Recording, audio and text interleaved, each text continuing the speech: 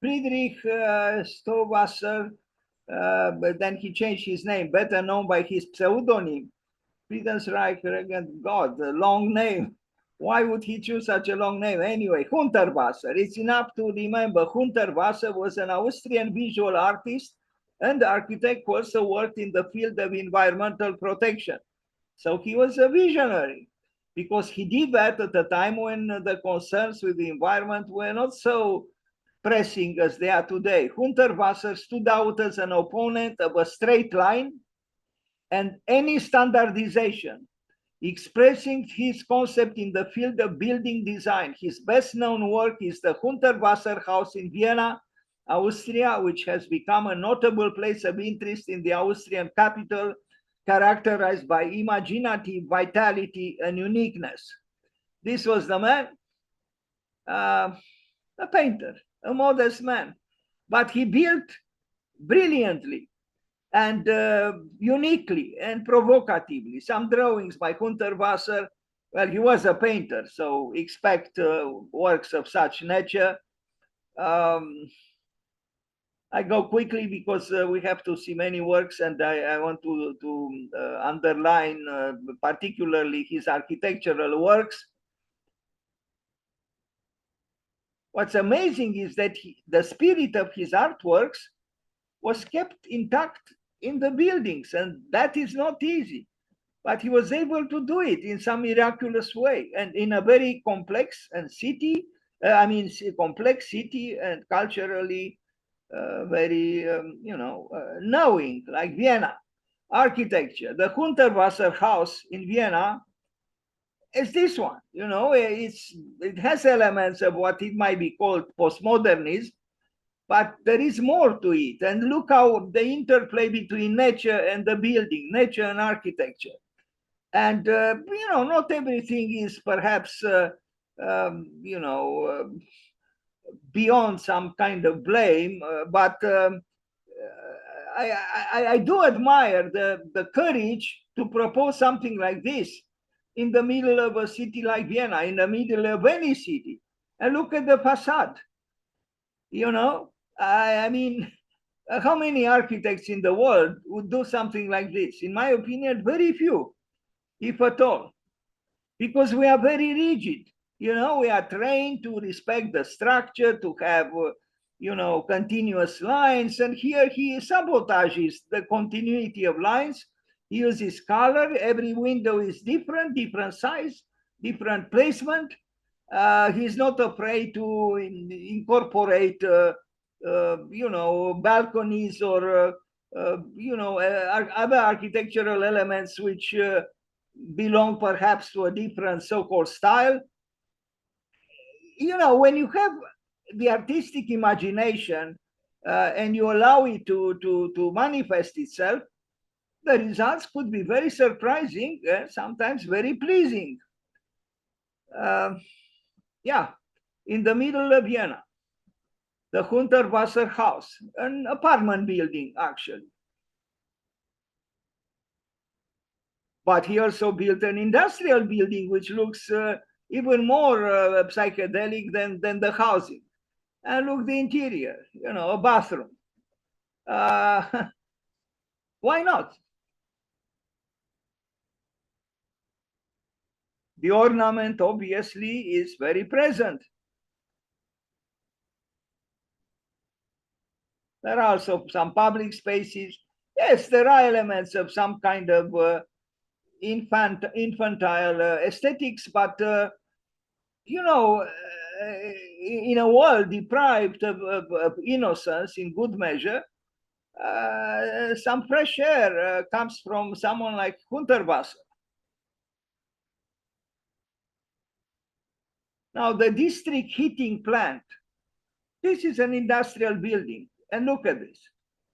So why should an industrial building look grayish and square and boring? Why couldn't he even approach the maybe dubious status of something having to do with an amusement park? Because this kind of structure you would expect in an amusement park. I don't know what was in his mind when he did it. It's some kind of an incinerator here. But you see, again, it's about artistic expression. I mean, who would put a strawberry on the facade of a heating plant? It's amazing in a way, his courage and or his, or some might even see irresponsibility. And this reminds one of his own hat, which he has had in one of his on the pictures that I showed. So you see again here the technological parts of the building, which perhaps had to be, employed in this way, and then married to an architecture of psychedelia. Very nice. Why not? The Hundertwasser House Waldspirale in Darmstadt in Germany. This is another complex of housing complex by Hundertwasser. Why not? This is in Germany, but it doesn't matter. In Austria or in Germany, you know, he actually anticipated what Bjarke Ingels did with his plant in Copenhagen, where there is a sloping, the top of the building is sloping, kind of like in this building in Darmstadt by Hundertwasser. Otherwise, the buildings are very, very different because Hundertwasser doesn't use the systemic Lego-like architectural configurations that Bjarke Ingels employs. But there are also curious, even kitsch elements. Maybe this would have been more appropriate in Vienna or around Vienna, which has from the past echoes from the Ottoman presence at the frontier of the country or the empire than in Darmstadt. But I guess we could tolerate many things. And then these unique columns, which are maybe too ludic for some people, but very interesting. Kunsthaus Vienna. This is another building similar to the one we saw already. And we see here the employment of ceramics and the imaginative employment of ceramics, both the inside and the outside. This is in Frankfurt.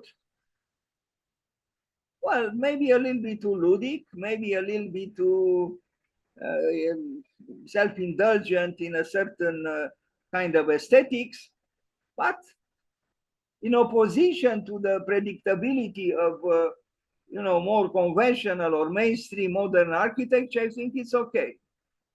Let's be tolerant. A motorway restaurant in Austria. Look, a motorway restaurant.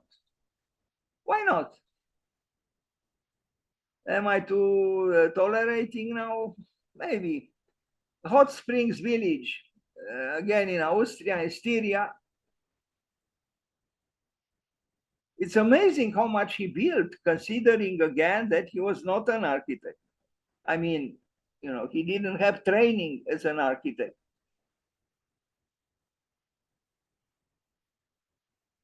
But there is a lesson in spontaneity, in imaginative work, and as such, I think there are here encouragements for those who are very inhibited by a conventional architectural training. A church, again in Styria, in Austria. Even a church can be ludic. Why not? Maybe God himself enjoyed playing sometimes, and I think he did, because his world is not perfect, and it's done with a certain freedom that is very close to what we call playing. Of course, when you have a toothache, you might regret that playing of God, but what can we do? Playing has both positive and negative aspects. Markt in Switzerland, the building kind of, I don't know if that rainbow was there truly was, or it was, manufactured photograph. But the spirit is kind of the same of, the rainbow spirit.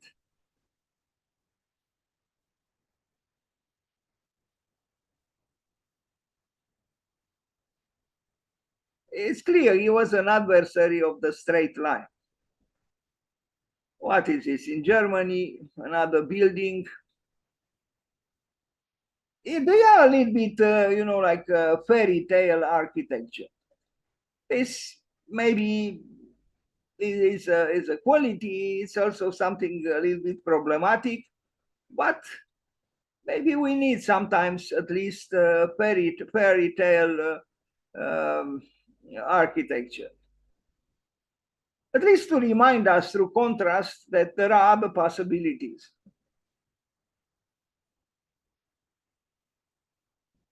It is not my preferred architecture, but I do consider it for its uniqueness.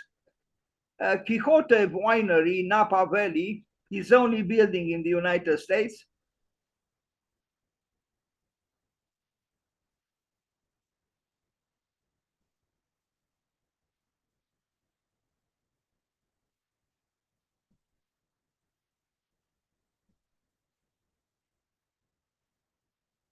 And my Shima incineration plant in Osaka, in Japan. Well, you wonder, why would the Japanese welcome this architecture on this island, on its island? Why not? It's an incineration plant, but it looks otherworldly.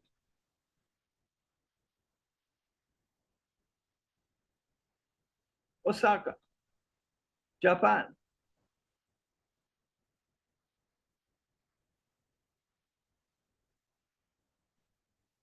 The Hundertwasser toilet in Kava, New Zealand. Does it look like a toilet, a public toilet? No, it doesn't. Why should a public toilet look like a public toilet? So sometimes form does not follow function. Sometimes form follows form. Or, as Bernard Tschumi said, sometimes form follows fiction.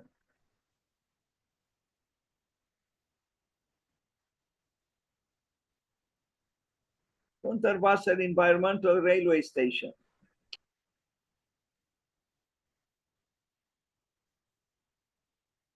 Yes, he's close to what we call kitsch. Yes, he's close to folkish architecture. This is not, beyond criticism, but its uniqueness, I think, is to be appreciated. Something in Magdeburg, another, large housing complex.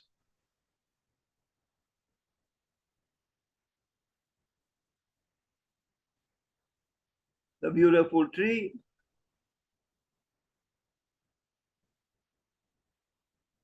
Magdeburg, Germany. Hundertwasser.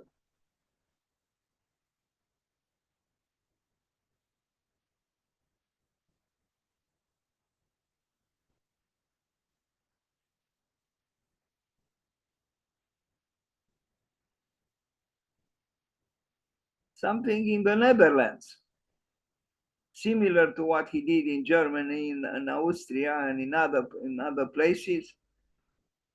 You wonder, the Dutch have many great architects. Why did they invite Hundertwasser? Because they are open to experiment and other views on architecture, and they are to be admired for this, in my opinion. The Netherlands, Hundertwasser.